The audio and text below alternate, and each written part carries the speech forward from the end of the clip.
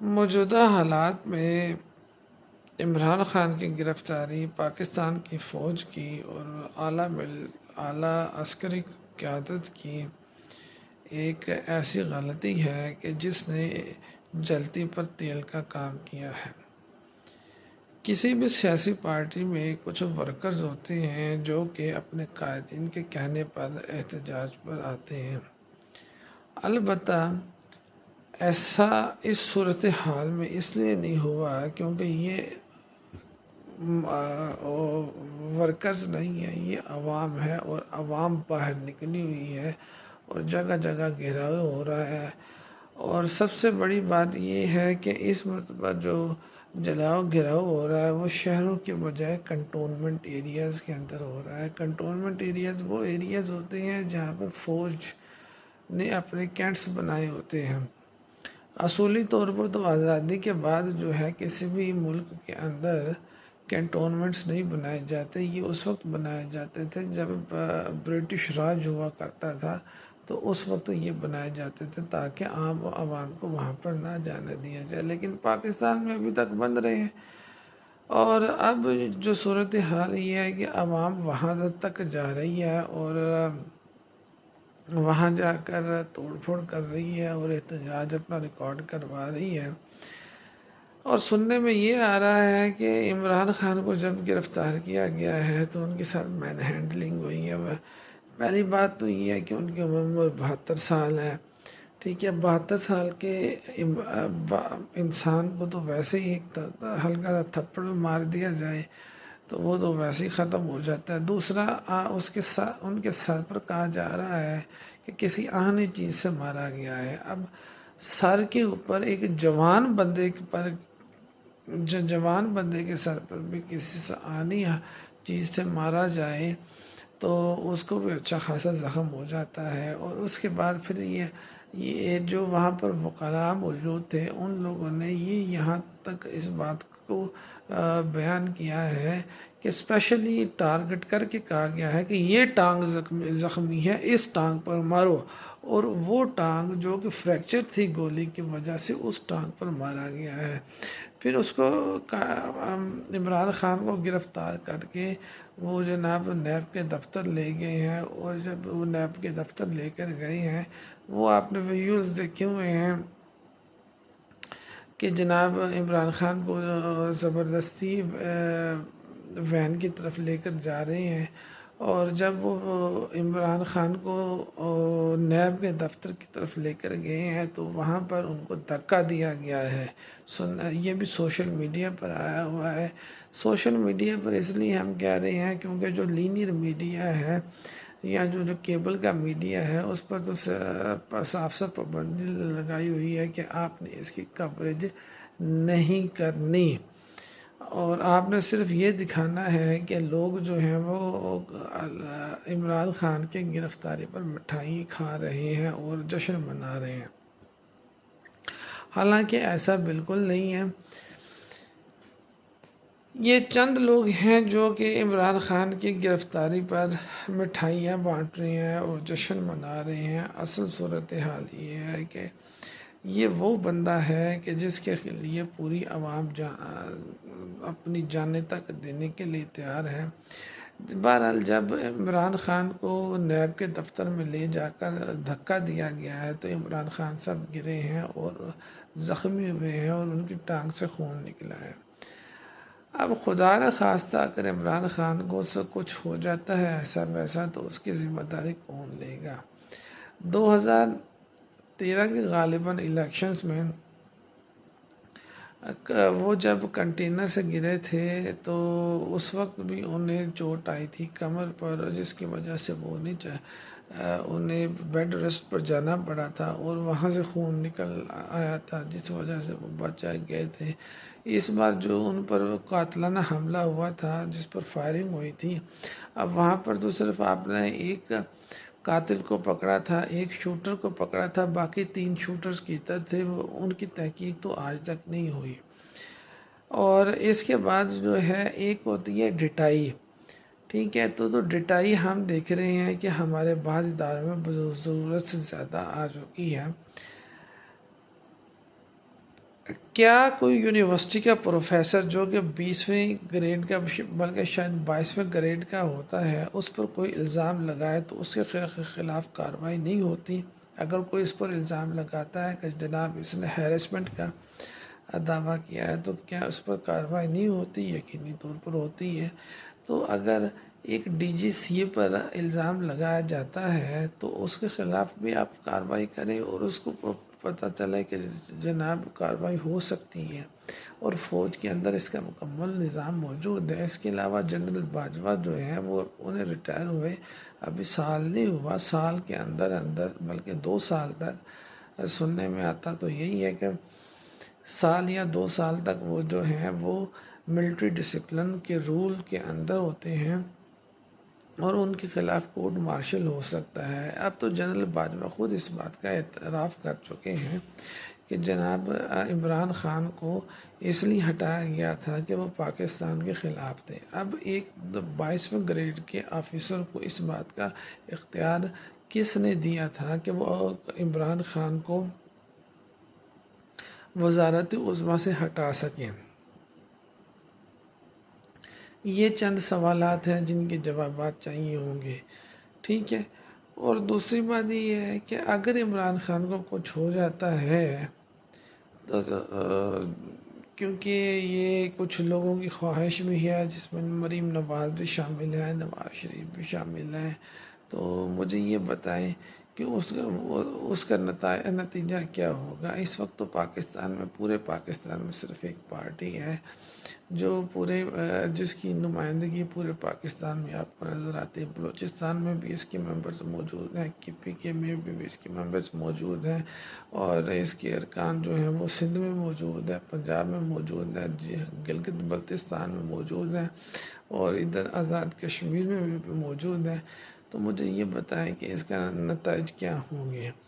کیا آپ پاکستان کو مزید توڑنا چاہتے ہیں؟ بالکل یہی حالات جو تھے وہ شیخ مجیب الرحمن کے ساتھ کیے گئے تھے۔ شیخ مجیب الرحمن جو تھا وہ بھی الیکشن ہونے کے بعد کیونکہ اس کی اکثریت تھی تو وہ ظاہر ہے ڈیموکریسی کے تقاضوں کے تحت وہ یہ کہہ رہا تھا کہ میں وزیر اعظم بنوں گا، کیونکہ اکثریت اس کے پاس تھی۔ ذوالفقار علی بھٹو کے پاس تو اتنی اکثریت تھی نہیں، لیکن یہاں کی جو فوج تھی وہ کہتی تھی کہ ہم نہیں دینا چاہتے، اور یہاں کے کچھ سیاستدان تھے وہ بھی کہتے تھے ہم نہیں دینا چاہتے۔ یہاں تک کہ الفاظ موجود ہیں کہ جو ڈھاکہ جائے گا، کیونکہ اس وقت اسمبلی کا اجلاس ڈھاکہ میں طلب کیا گیا تھا، اور ذوالفقار علی بھٹو کے الفاظ ہیں کہ جو ڈھاکہ جائے گا میں اس کی ٹانگیں توڑ دوں گا۔ لیکن بہرحال اس کے باوجود وہاں پر بھی جو اجلاس ہوا اور اس کے بعد کچھ باتیں طے ہوئیں۔ شیخ مجیب الرحمن جو تھا وہ کچھ نکات اس نے پیش کیے تھے، جن کو 6 نکات کے طور پر یاد کیا جاتا ہے۔ اس میں یہ تھا کہ جناب یہ 2 الگ الگ یونٹس ہوں گے جن کی کرنسی الگ ہوگی، لیکن یہ دونوں ایک یونین کے طور پر مانے جائیں گے۔ یونٹس الگ الگ ہوں گے لیکن یونین ایک الگ ہوگی، اور اس طرح کی بہت ساری دوسری چیزیں ہوں گی، ٹھیک ہے۔ سرکاری نوکریوں میں ان کا کوٹا ہوگا وغیرہ وغیرہ۔ اور جب اس پر یہ باتیں نہیں مانی گئیں تو اس نے اپنے 6 نکات میں مزید باتوں کا جو تھا وہ اضافہ کر لیا، جس کے باعث پھر بھی بات نہ ماننے پر اس نے بنگلہ دیش کا پرچم جو تھا وہ اپنے ملک اپنے گھر پر لہرایا۔ ایسی حالت میں جب کہ پہلے ہی ملک میں افراتفری موجود تھی تو شیخ مجیب الرحمن کو گرفتار کر لیا گیا، اور گرفتاری کے نتیجے میں افراتفری مزید بڑھ گئی تھی، اور اس وقت کے جو جنرل تھے chief of the army staff general Yahya Khan, وہ بڑے وثوق سے کہتے تھے کہ جناب میں مشرقی پاکستان کے اندر مختلف کیپیسٹیز میں کئی جگہوں پر کام کا سروس دے کر آیا ہوں، اور میں مشرقی پاکستان کو اس طرح دیکھتا ہوں جس طرح میرے ہاتھ کی ہتھیلی ہے، اور مجھے پتہ ہے کیا کرنا ہے کیا نہیں کرنا۔ لیکن پھر اسی شیخ اسی جنرل آغا محمد یحییٰ پھر اسی جنرل آغا محمد یحییٰ کے دور میں جو کہ کہا کرتے تھے، جنرل آغا محمد یحییٰ جو کہ کہا کرتے تھے کہ جناب میں مشرقی پاکستان کو اس طرح جانتا ہوں کہ جس طرح میرے ہاتھ کی ہتھیلی ہے، اسی جنرل آغا محمد یحییٰ کے دور میں مشرقی پاکستان الگ ہو گیا تھا۔ اب 2022 میں جو ہوا وہ ہوا جو پچھلے 4 جرنیل نہیں کر سکے۔ جنرل ایوب خان نہیں کر سکا، جنرل یحییٰ نہیں کر سکا، جنرل ضیاء نہیں کر سکا، جنرل مشرف نہیں کر سکا۔ ان تمام کے دور کے اندر فوج اور عوام کے درمیان کبھی بھی اتنا فاصلہ موجود نہیں بڑھا، لیکن اس وقت جنرل باجوہ کے باقیات یہ ہیں کہ فوج اور عوام کے درمیان ان لوگوں نے ایک ایسی باجوہ نے اور باجوہ کے حواریوں نے ایک ایسی خلیج قائم کر دی ہے کہ اس وقت عوام جو ہے وہ فوج سے نفرت کرتی ہے۔ مجھے اچھی طرح یاد ہے کہ جنرل مشرف کے آخری دور میں جب مفتی مولانا صوفی محمد والا واقعہ ہوا تو سوات کو سارا فارغ کروا لیا گیا تھا، تو وہاں پر جگہ جگہ بینر لگے ہوئے تھے کہ بہنوں کی دعائیں اور ماؤں کی دعائیں جو ہیں یہ پاکستان کی فوج کا عطیہ ہیں، پاکستان کا سب سے بڑا اثاثہ ہے۔ یہ جگہ جگہ پر بینر لگے ہوئے تھے، لیکن اس وقت صورتحال یہ ہے کہ جنرل باجوہ جو ہے انہوں نے پاکستان اور پاکستان کے عوام اور فوج کے درمیان ایسی خلیج پیدا کر دی ہے جو شاید مٹانے پر بھی نہ مٹے۔ ٹھیک ہے، اب ایک افسر پر اگر الزام لگایا جاتا ہے تو اس کے خلاف اس کی کارروائی کیوں نہیں کی جا سکتی؟ اگر ڈی جی سی پر الزام لگایا جا سکتا ہے تو اس پر کارروائی کیوں نہیں کی جا سکتی؟ مریم نواز نے ایک ڈی جی سی پر الزام لگایا تھا تو اس کو تبدیل کر دیا گیا تھا، ٹھیک ہے، اور اسی طرح مریم نواز شریف کے والد نے نواز شریف نے ایک گجرانوالہ جلسے کے اندر نام لے کر جنرل باجوہ کے خلاف تقریر کی تھی، اس وقت بھی کچھ نہیں کیا گیا تھا۔ لیکن یہ بات عمران خان کے بارے میں کیوں کی جا رہی ہے؟ کیا آپ دورہ معیار رکھنا چاہتے ہیں؟ آپ 2 قوانین رکھنا چاہتے ہیں؟ ایک قانون وہ جو آپ لوگوں کے پسندیدہ لوگوں کے لیے ہوگا، اور ایک قانون وہ جو آپ لوگوں کے پسندیدہ لوگوں کے لیے نہیں ہوگا، جو ہم جیسوں کے لیے ہوگا۔ ٹھیک ہے، تو یہ تو حالات نہیں ہو سکتے نا۔ اب عمران خان جو ہے ان کو آج عدالت میں نیب کی عدالت میں پیش نہیں کیا گیا، وہ اس لیے نہیں کیا گیا کہ وہ زخمی ہو چکے ہیں اور وہ اس حالت میں نہیں ہے کہ انہیں عدالت میں پیش کیا جا سکے۔ ٹھیک ہے، اب کل سننے میں یہ آ رہا ہے کہ کل انہیں عدالت میں پیش کیا جائے گا۔ اب اگر کل عدالت میں پیش کیا جاتا ہے تو کیا وہ میڈیکل کروائیں گے؟ میں بایولوجیکل سائنسز سے میرا تعلق ہے اور مجھے پتہ ہے کہ ہڈی اگر کسی کی ٹوٹ جائے تو چھوٹی عمر کے اندر چھوٹے بچے جو ہوتے ہیں نا 3-4 سال کے اندر، ان کی ہڈیاں تیزی سے جب جڑتی ہیں، ٹھیک ہے، جبکہ جو بڑی عمر کے لوگ ہوتے ہیں جس طرح کہ عمران خان صاحب کی عمر ہے 70 سال سے زیادہ عمر ہے، ان کو ٹانگوں کے اندر گولیاں لگی ہیں اور ایک گولی جو ہے وہ ہڈی کو کراس کرتی ہوئی گئی تھی، تو ان کو تو کور ہونے میں کم از کم 4 مہینے تو لگ گئے تھے۔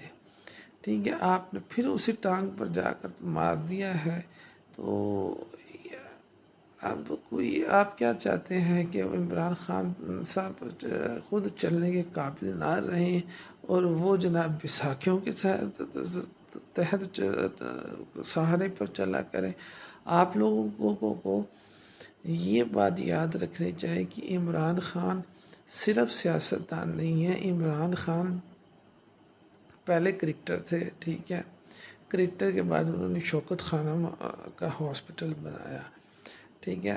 اب کرکٹر ہونا ایک الگ بات ہے، وہ ان کا پروفیشن تھا، میں اس پر بات نہیں کرتا۔ عمران خان کون بندہ تھا؟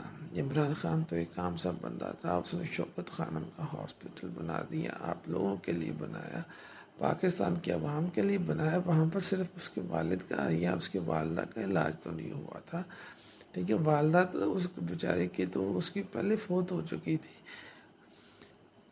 سی M H combined military hospital, ٹھیک ہے، جس کے پاس مکمل ریسورسز ہونے کے باوجود وہ کوئی اس لیول کا ہاسپٹل نہیں بنا سکے کینسر کے حوالے سے، ٹھیک ہے۔ پچھلے پاکستان میں 75 سال میں جتنی سیاسی حکومتیں آئی ہیں وہ کوئی ایسا ہاسپٹل نہیں بنا سکے کہ اس لیول کا ہاسپٹل نہیں بنا سکے۔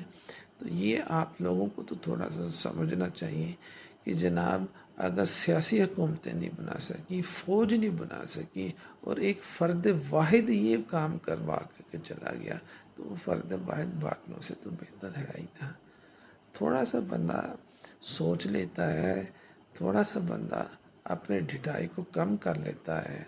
یہ کوئی چیز نہیں ہے کہ آپ صرف ایک ڈی جی سی کی خاطر، ڈی جی سی ڈیموٹ بھی تو ہوتی ہیں، کورٹ مارشل بھی تو ہوتا ہے، کورٹ مارشل تو لوگوں کا بھی ہوا تھا۔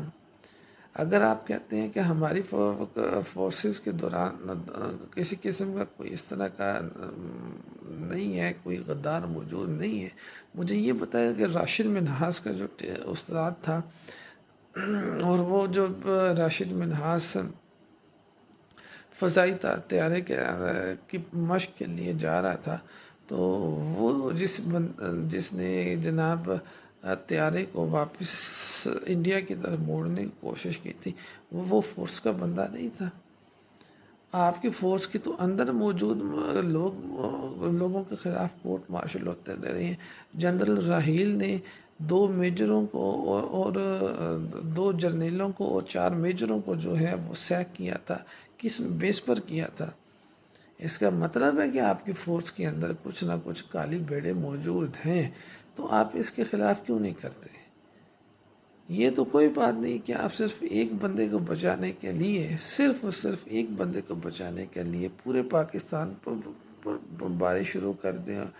مجھے 2 باتیں پاکستان کی فوج کی بہت ہی بری لگی ہیں، ٹھیک ہے۔ ایک پہلی بات یہ ہے کہ جو جنرل ندیم انجم نے یہ بات کہی تھی کہ ارشد شریف صاحب پاکستان سے باہر گئے، لیکن اگر اسٹیبلشمنٹ نہ چاہتی تو کیا وہ باہر جا سکتے تھے؟